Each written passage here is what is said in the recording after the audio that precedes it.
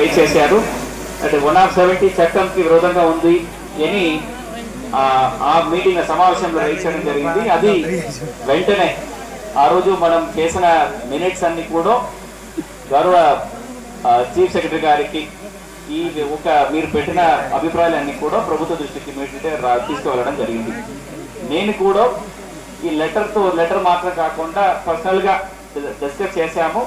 దీనిలో ఎట్లాంటి విషయాలు డీవియేషన్స్ ఉంటుందని ప్రభుత్వ దృష్టికి తీసుకువెళ్ళాము. ప్రభుత్వ లెవెల్లో కూడా హై లెవెల్లో దీని గురించిన డిస్కషన్ జరుగుతుంది.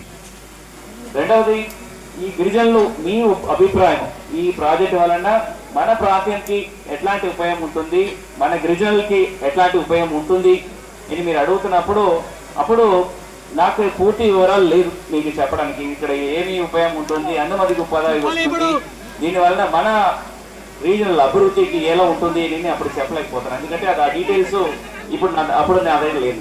సో దానికోసము ఇప్పుడు సోమవారము వాళ్ళ టీంని రమ్మని చెప్పాం. టీం అంటే వాళ్ళకు ఉంటున్న ఎంటీ ఇప్పుడు దాకా రాలేదు. వాళ్ళు వచ్చిన తర్వాత ఈ ప్రాజెక్ట్ గురించి నాకు ఫస్ట్ క్లారిటీ ఉంటున్నప్పుడు మీకు చెప్పగలుగుతాను. అప్పుడు మన ప్రాంతంలో ఈ ప్రాజెక్ట్ వలన ఏదైనా ఉపయోగం ఉందా లేదా అని ఫస్ట్ అసలు కలెక్టర్ గా ఇక్కడ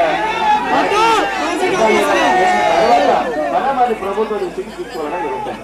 అది మీ అభిప్రాయాలు కూడా మీరు ఎవరెవరు ఏమేమి విషయాలు మీరు ఈ వినత పత్రిక ద్వారా తెలియజేశారో ఆ విషయాల గురించి కూడా ఇంకా డీటెయిల్ గా డిస్కస్ చేసేసి ప్రభుత్వంకి మరొకసారి మీ అభిప్రాయాలు తీసుకోవడం జరుగుతుంది.